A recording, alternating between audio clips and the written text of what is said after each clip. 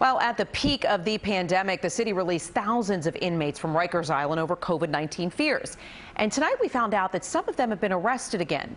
In fact, the News 4i team found out that 250 inmates released have been rearrested, and some more than once. News 4's Melissa Russo joins us live in the newsroom with this exclusive story. Melissa. Yeah, Natalie, they've been rearrested 450 times, and the NYPD is not happy about it. Not only because those defendants are being arrested again, but because they're also being released again and again.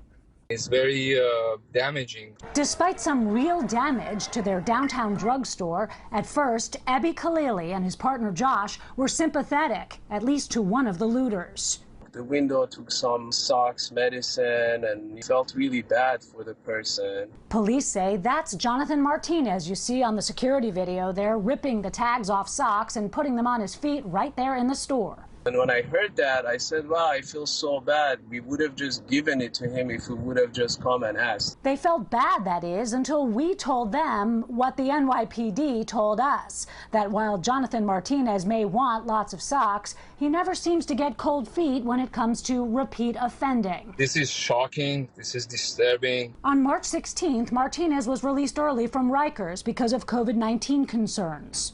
Police say just 7 days later, he leaned into a parked car in Lower Manhattan with a box cutter and stole the passenger's cell phone. He was arrested and released.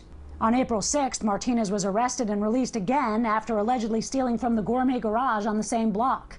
And again on June 3rd for throwing a rock through the storefront of this clothing and jewelry boutique called Lan on Greenwich Avenue. I heard this huge crash. The owner, Elise Balaguer, says after months of struggling, it left her with a lot more than broken windows. It's just, heartbreaking. I was, sweeping up glass and crying. As Elise and her husband boarded up their shop again, Martinez was being released again, which police say then enabled him to throw another rock on June 6th through the window of the store owned by Abby and Josh, who cannot comprehend how this is allowed to happen. It's a bad decision from our leaders. It really defies common sense.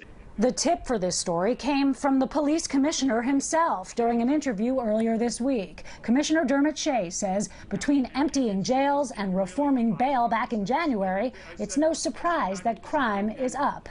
If this was a business, the business would go bankrupt. The Manhattan DA's office says they never specifically signed off on releasing Martinez from Rikers on March 16th. They say at the time he was already facing a slew of charges for alleged robberies, larcenies, and forcible touching. Back in 2014, he pleaded guilty to a felony strangulation of his girlfriend. If they're allowing someone that was convicted for strangulation, who are they keeping in jail?